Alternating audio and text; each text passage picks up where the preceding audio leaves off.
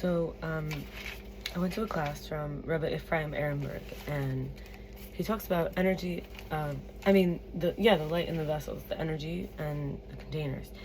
He says we're gonna learn about this in the modern world from trauma, because the light is the energy, the vitality, the drive, the motivation, and vessels facilitate that want as if it's like a funnel. And so, in a pre-traumatic state, there's very bright, immature, very bright light, but it's like with immature vessels. So they're like almost like shrunken. Not that they were bigger and they got shrunk, but they're like shrunk. Like a small child would be miniature. Or I would say more it's like mini vessels, premature. And then post-traumatic vessel, you have like a dimmed light with an expanded vessel. So think about the velocity as the energy goes through the stages, and the capacity and how to produce, and he calls it like a gumption, right? Like gumption for life, for going. And as we look at the dimensions and how we have these breakdown states, he says we're prone to this. It's actually energy dissipates and retreats each time that it shatters. So it's like we have this one-track mind, and it's a scenario where according to the Arizal, it actually gets cut into like 248 pieces, like 248 sparks. So that's the Kabbalist. So it's like, I thought of it like putting all your eggs in one basket. And this is like a dying, because death isn't low, but it's not like, it isn't like when you feel sadness or low. It's actually like a numbness and apathy and indifference. And so this dwindling, this reduction, it's like part of life. All of life is this breaking and recuperating processes. And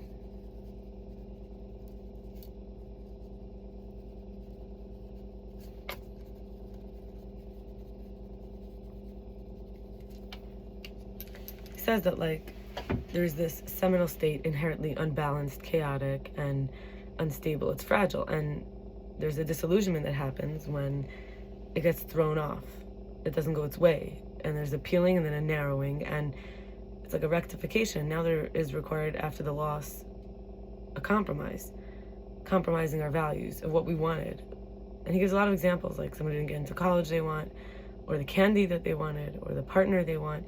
And there's a scar there of the original, almost like a castration, he says, in order to stay mentally balanced, in order to be living in the world as a manageable, workable, feasible lifestyle. But founded on disappointment, because there was a sting that next time I don't want to feel, God forbid, so we won't get up. So next time we get up, we don't want to, in order to cope, we don't want to go as strong, because we don't want to have to break as much. And so our edges, he says, our extremes, we like iron them out so that we don't have very high aspirations and very low falls. And that actually makes us less young, because part of a child is like to be kind of wild and the impetus, and age looks less and less young as we age, till we're almost like flatlining. We become more and more semi-conscious, pulling back mechanism, fearful, finding ourselves less easily seduced, less compulsive, less diving in head first. We sort of have this deteriorated, blurred edges, and we made conclusions, we adopted an identity where our presence is, and embrace like, oh, so, who I thought I was, that I could get into that, was wrong, and we don't believe in that previous version anymore, and we feel that we were disillusioned and delusional, and this idea that youth is wasted on the young. They believe in themselves to do crazy things, and sometimes they get it right, but then sometimes they don't, and then they start to like grow up, and also like this idea that we're dying since the day we're born. So he introduces this paradoxical, Kabbalistic goal, where the chaotic light is recovered, that infant, juvenile, full force, throwing yourself into it, but yet in a rectified vessel, which is broad and balanced and flexible. And this is a way to rejuvenate and not deteriorate. This is a way to prolong and refine ourselves for eternal life, because as the identity and the self-narrative broke in the past, because of the extreme, the risk, that beat, that pulse, there was a feeling of disillusionment that accompanies, because, let's say I thought I was so righteous that I would get the best mark in the class, and then at one edge, and then the other edge I felt like a bad, wicked person because I stole, God forbid, something from somebody's backpack. So it's like, to protect the self, we might become bitter, cynical, even become, I would think, even like somebody's jealous.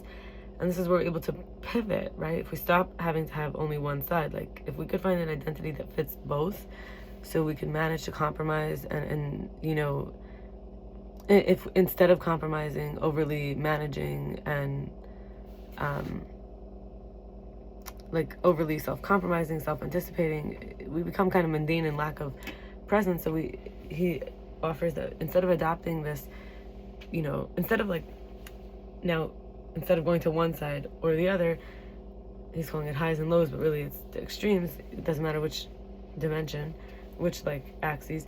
So he says we can adopt an identity, a personality that makes sense for me individually. We could even think of ourselves as unstable, wild, emotional. So we could pivot, transition, and modulate without compromising to the point that we become bitter and stop believing anything will happen for us, so that we're capable. We can build an identity that coexists both sides, and comprehensively enough, I don't feel I was mistaken by the previous self. When I was being ambitious, for example, I buy it that I could be, profound and yet also rude. It's like we stretch, we accept, we expand and adopt. And we're not surprised and shocked because it's a whole person.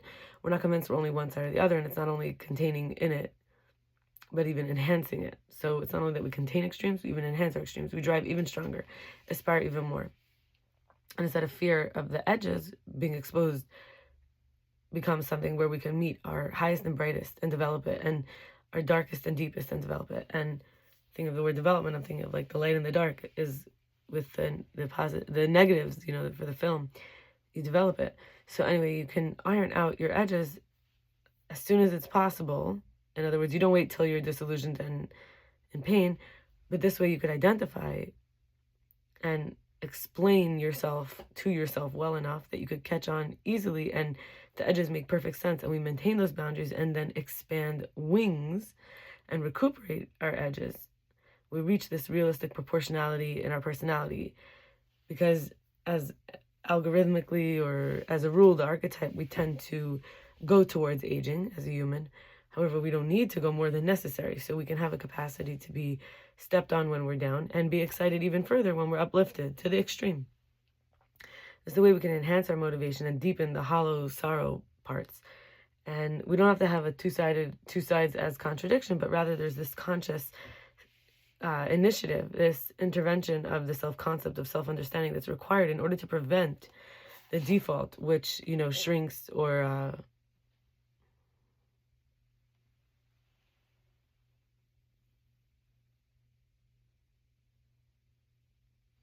consolidates maybe after, things happen.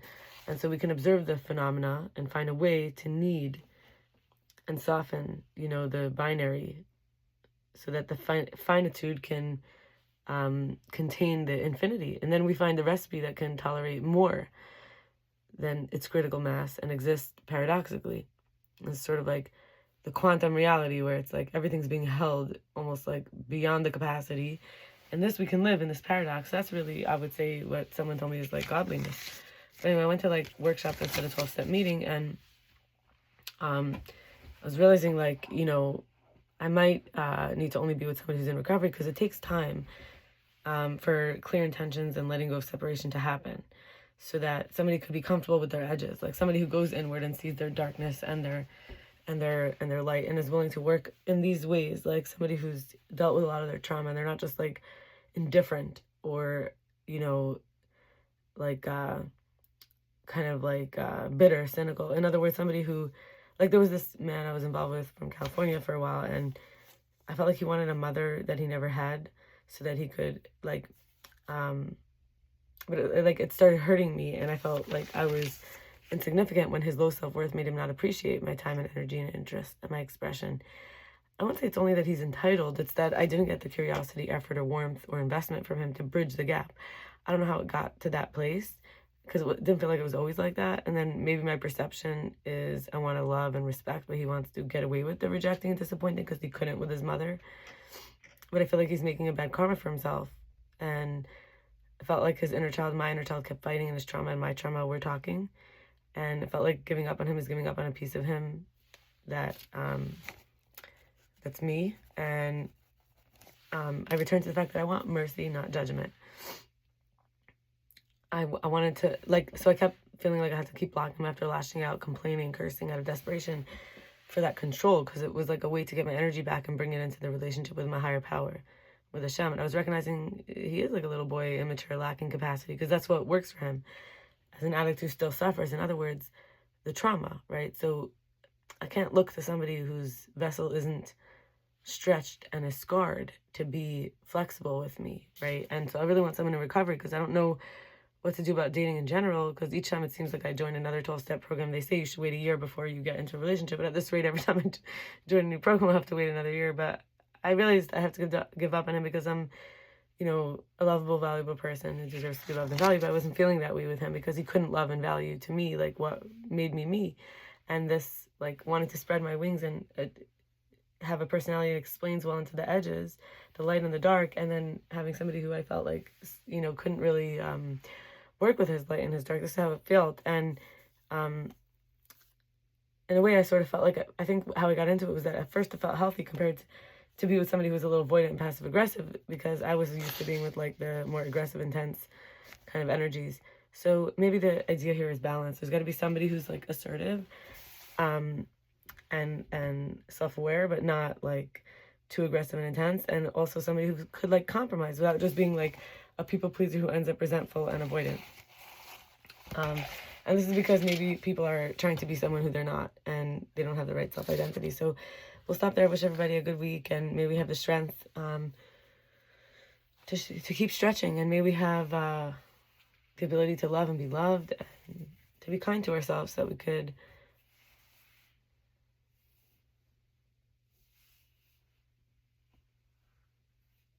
get to know ourselves without scrutiny and criticism and harshness. And will we be whole in our self-concept and our identity? I mean, Ken Yevitzon, all the best. Bye-bye.